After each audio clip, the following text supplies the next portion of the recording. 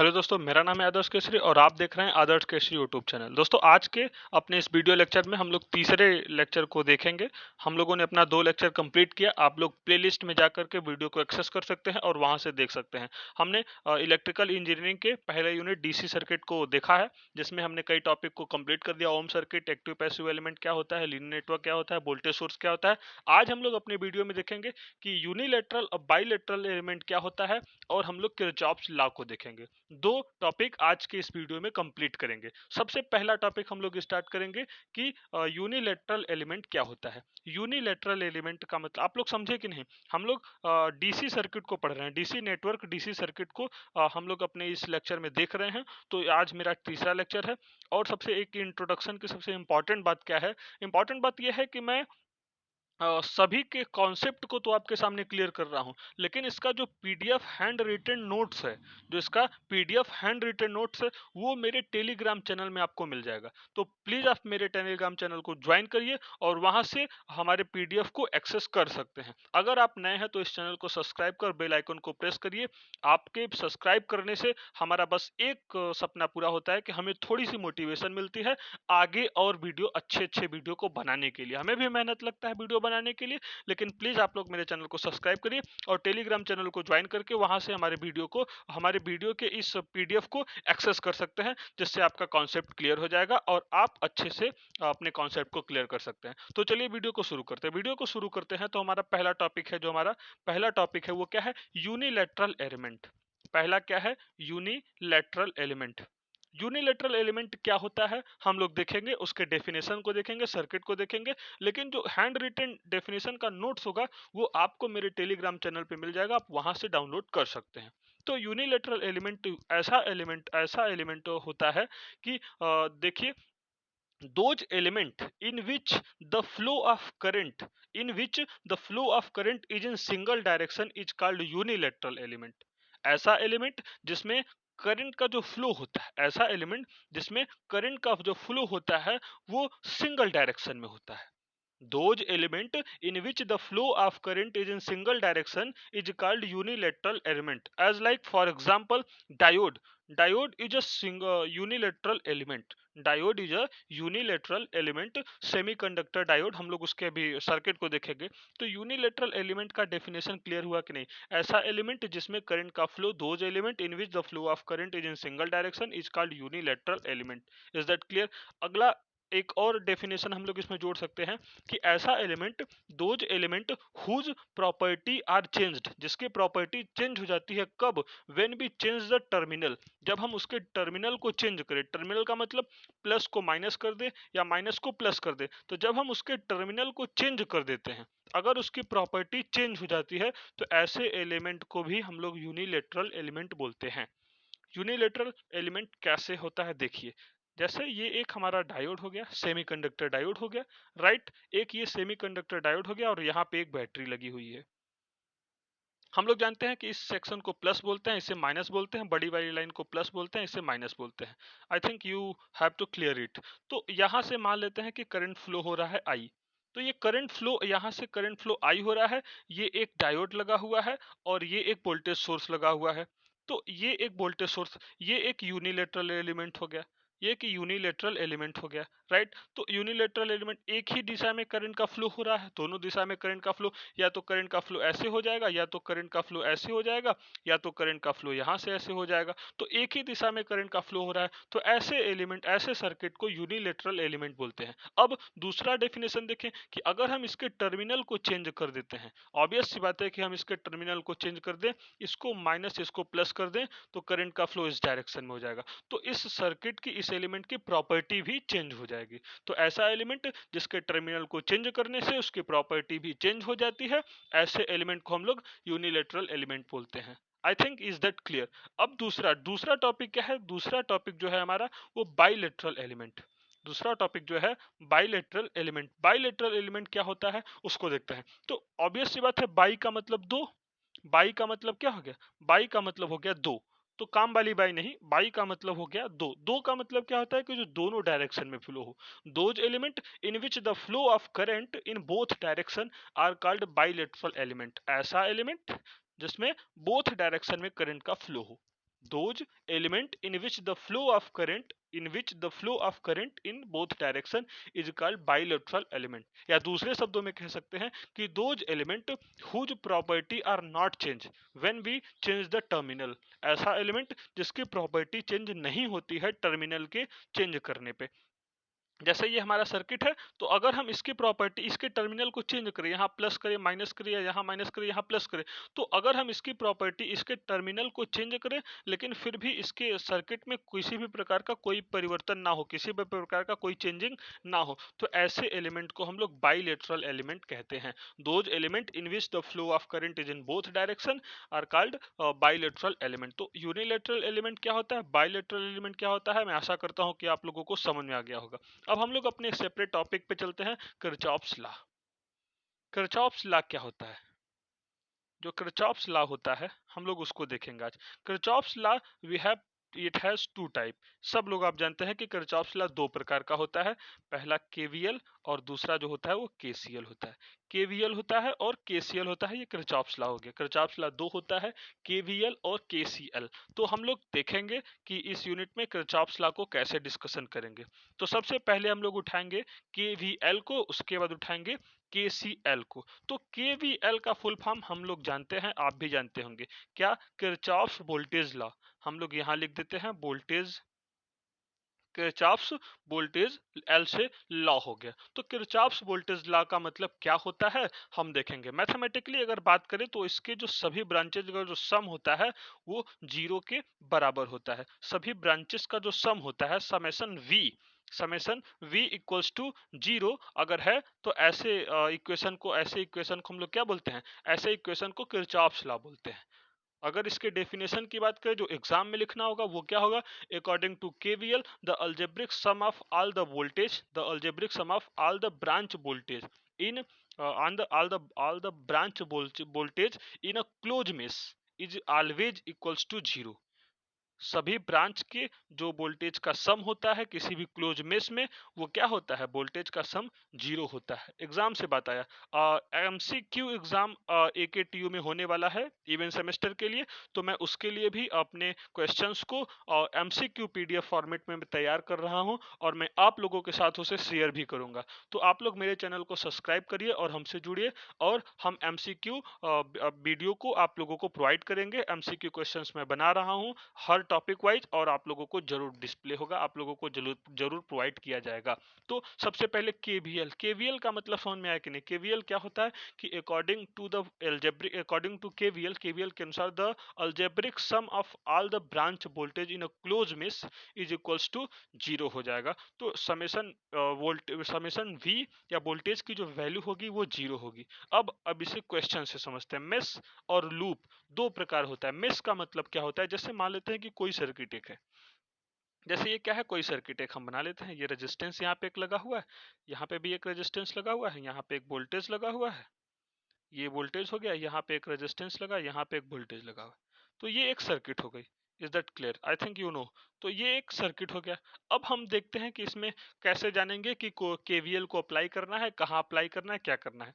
तो मान लेते हैं कि ये हमारा V1 वोल्टेज है, ये रेजिस्टेंस R1 है, ये रेजिस्टेंस R2 है, ये रेजिस्टेंस R3 है, ये वोल्टेज V2 है, ये वोल्टेज V3 है।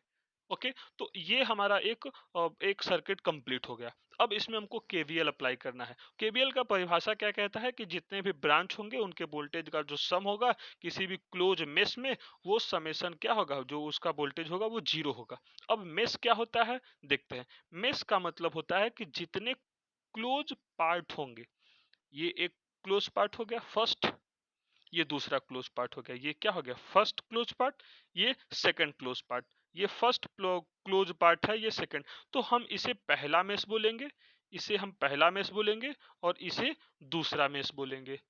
समझ में आया कि नहीं। ये पहला मेश हो गया, और ये जितने भी सेपरेट क्लोज पार्ट होंगे, ये पहला क्लोज पार्ट हो गया और ये दूसरा क्लोज पार्ट हो गया। तो इस सर्किट में कुल टोटल कितने मेश हो गए, टोटल दो मेश हो गए।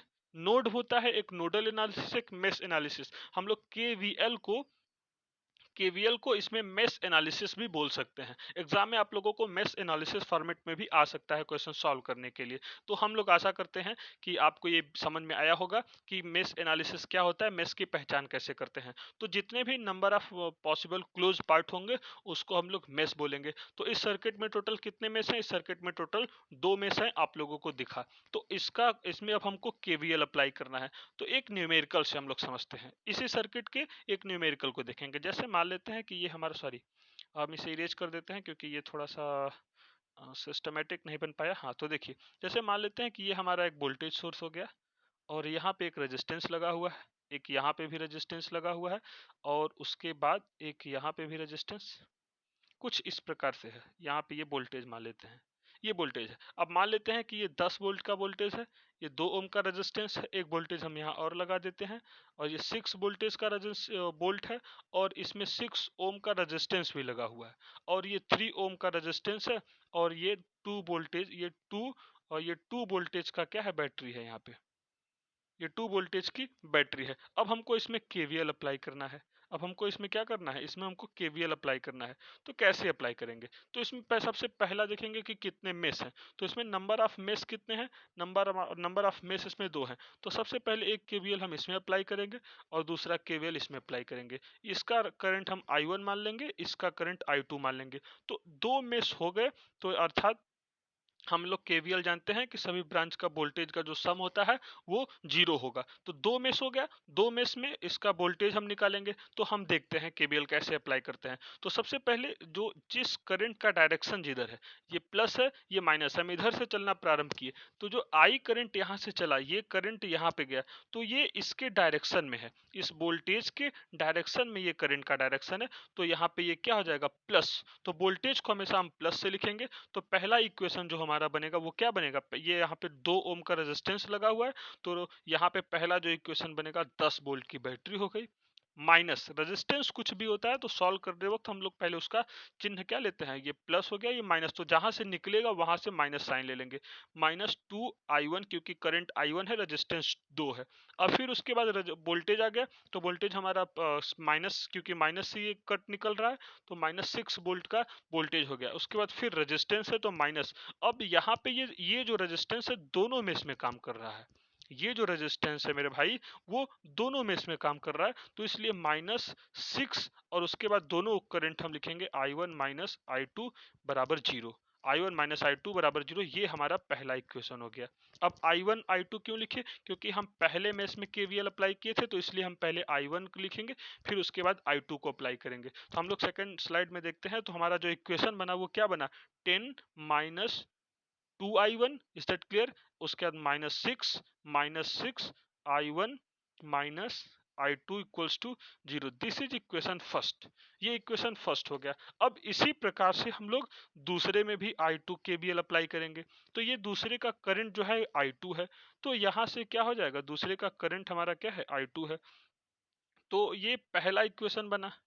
अब दूसरा इक्वेशन हम इसी में देखेंगे। तो दूसरा इक्वेशन अगर हम सर्किट की बात करें तो पहले हमारा 6 वोल्टेज का बैटरी था, तो हम ले लिए पहले वोल्टेज ले लिए, फिर उसके बाद एक रेजिस्टेंस था तो रेजिस्टेंस 6 हो गया। अब हम लोग पहले I2 से अप्लाई कर रहे हैं।